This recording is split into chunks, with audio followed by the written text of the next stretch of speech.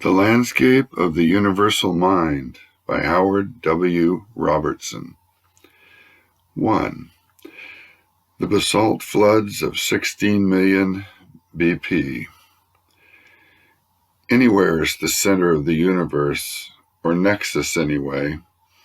as is easily perceived and believed here in this 4-story hilltop Hood River house I call the castle, because it so reminds me of the Schlösser on the shores of Thunersee that Hope and I saw some 15 years ago on our big Swiss trip, when our love was still a little new, which causes my elder daughter Susan, as usual, to call me Don Quixote after our family Father's Day dinner at the China Gorge restaurant, when we all walk out onto the parking lot and I point up at our rental castle high above us with its glorious towers and glad parapets gleaming in the summer sun, whither we return, just Hope and I, to watch the early evening deepen over the Imperial River, a crepuscular profundity somehow inviting cosmology, at least to my own quixotic imagination,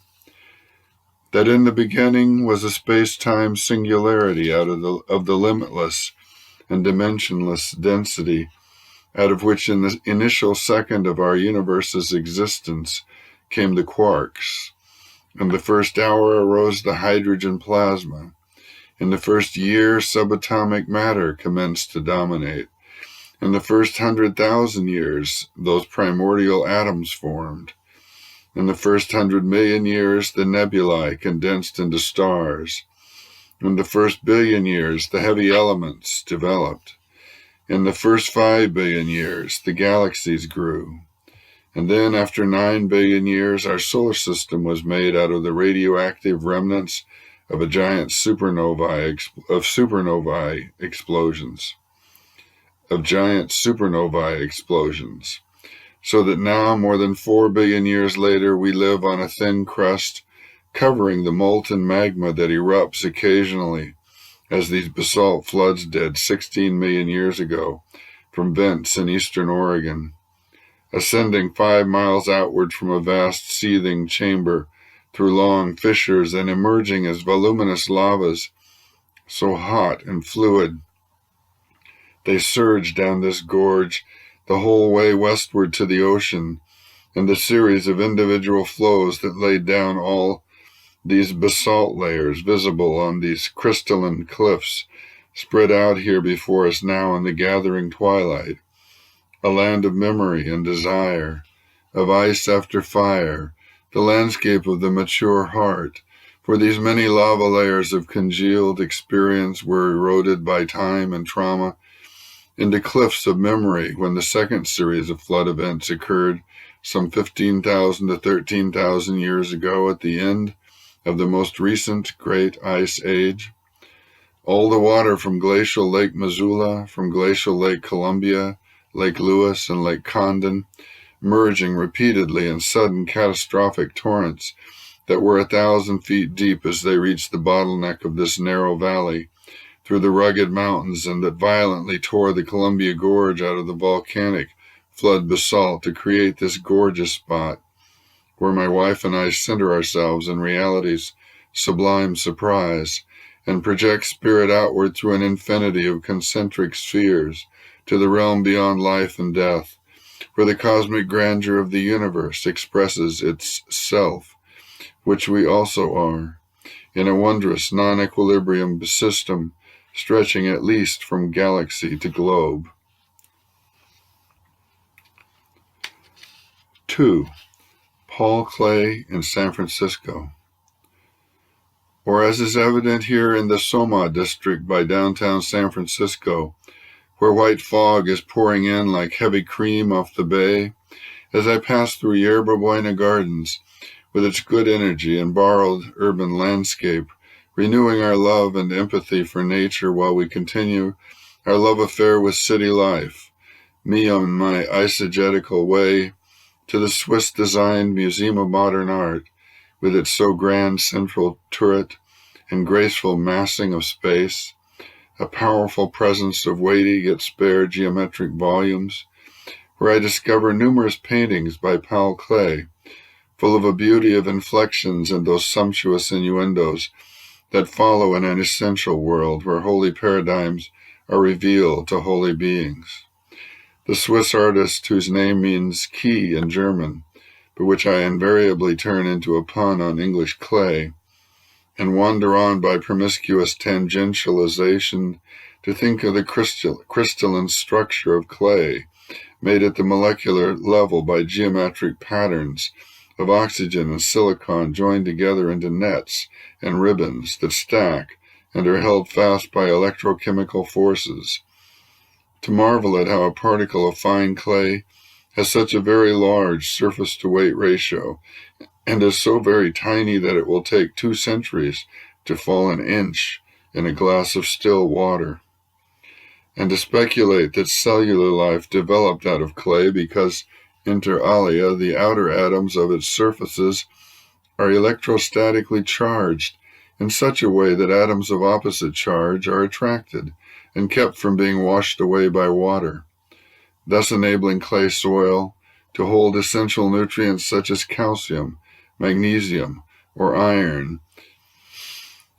Where I look at buffoonery with paths laid out for the beholder's eye, which gropes like a grazing beast,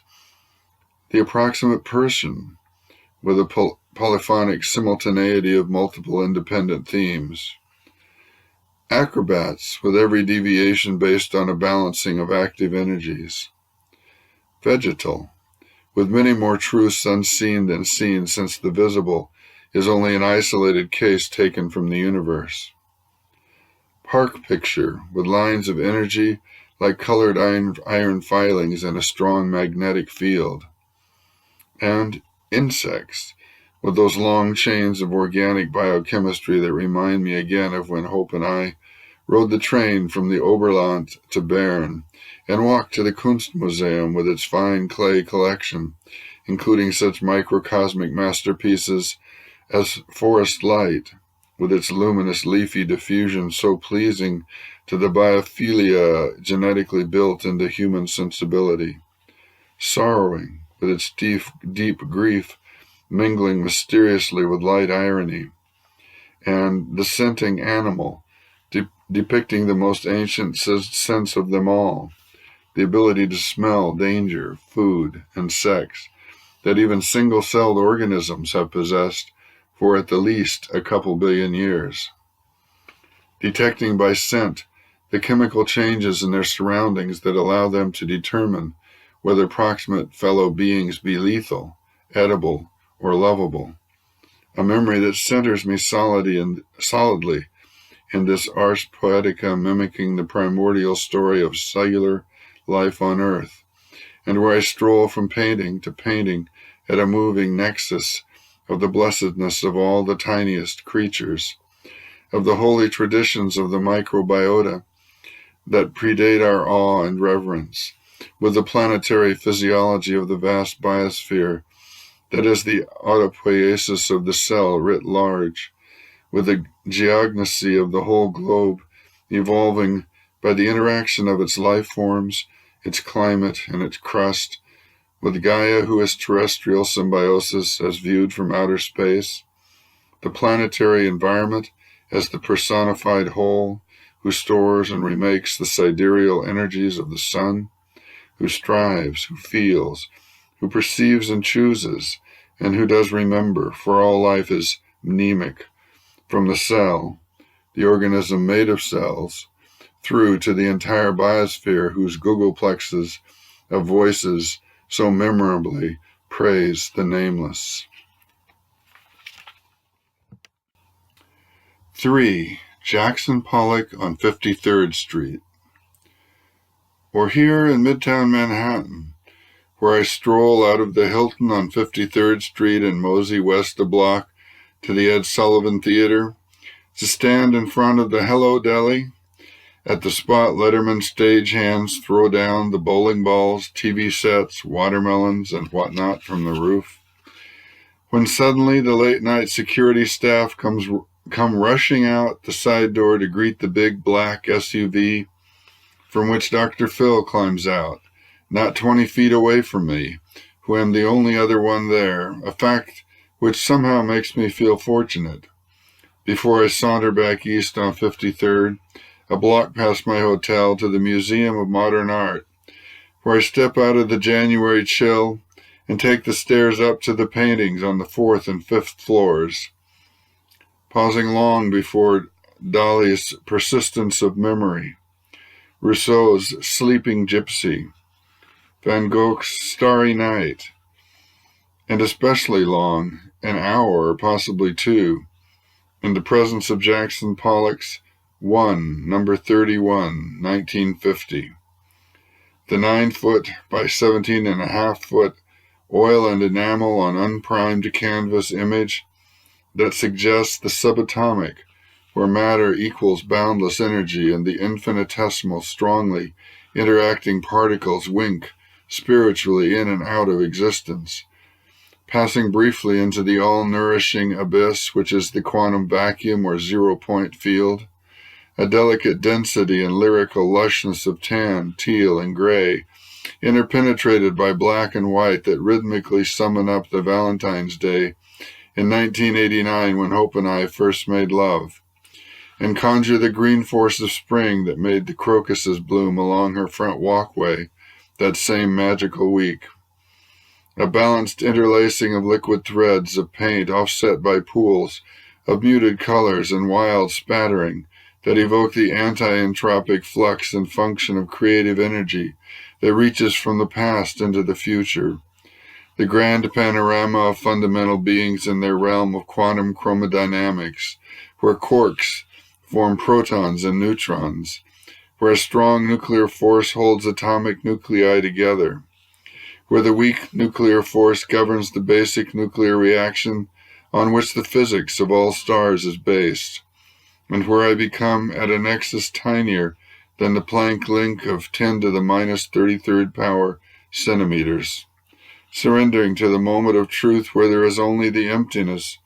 of eternal spirit, from which all wisdom flows as ecstasy and instasy meet and merge into an awareness that not how or why or whence the whole world is the mystical, but that it is.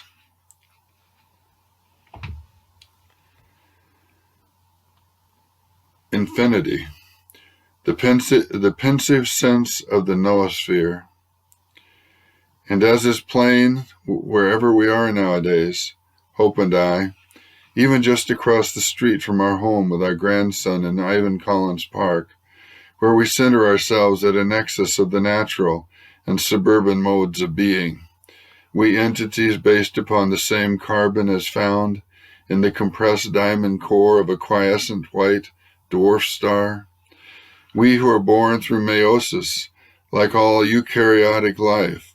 and who are this expression of solar energy upon Earth's surface, we whose continuous brain changes meld into one unbroken stream as constant as the shine of the Milky Way, we whose life is not separate from the mineral world, as our own toddling grandson seems to intuit here in the rustic park, as he bends down repeatedly to gather small stones in a rapt fascination that he has not yet learned to discount, in an awareness of how the whole universe is alive that he has not been taught to deny. For every atom lives with its own consciousness, as the little child senses with the glory and freshness of a celestial dream,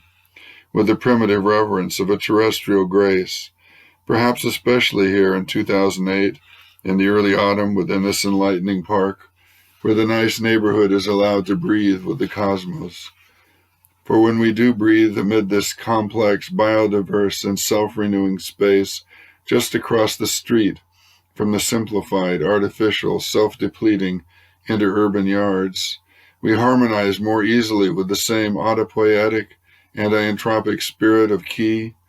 or spirit or key, that operates all the innumerable star factories and perpetuates the ubiquitous life of the universe. We employ the voluntary muscles of our diaphragms to locate our own balance point at any of the countless centers of the expanding pluriverse, and thereby to connect our imminent past with our prefigured future in the wild freedom of this present moment in natural time-space. We in fact recapitulate as typically mnemic, ontogenetic life forms the entire history of respiration on Earth.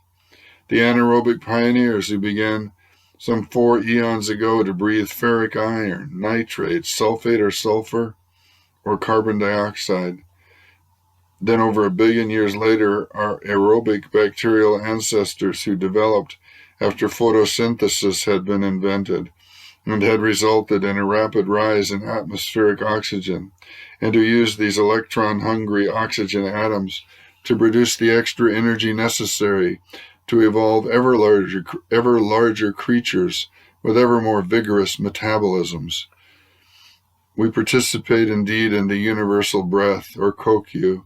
that is center to the cosmic physiology, or Aiki, as revealed in the teachings of Morihei Ueshiba and the techniques of Koichi Tohei, and supported by the findings of modern astrophysics and microbiology. For respiration is the process by which all cells utilize electron acceptor molecules to release the latent energy in fuel molecules, whereby we merge with the self-regulating, non-equilibrium system of Gaia and the galaxies. And we joyously express our authentic experience of divine contact with the utterly graceful and compassionate spirit of the universe, as understood in terms of the cultural construct of our own time and place, whether in the toddler's version or the geezer's template, and gratefully join in the one immense daily breath of the biosphere, as Gaia's photosynthetic autotrophs exhale more diatomic oxygen gas on our planet's sunny side and less on its shadowed half, sustaining and enabling such dependent heterotrophs as we three to continue our lingering here within this idyllic park that seems a microcosm of life on Earth and of the so improbably continuing creation of the striving, self-transcending, living cosmos.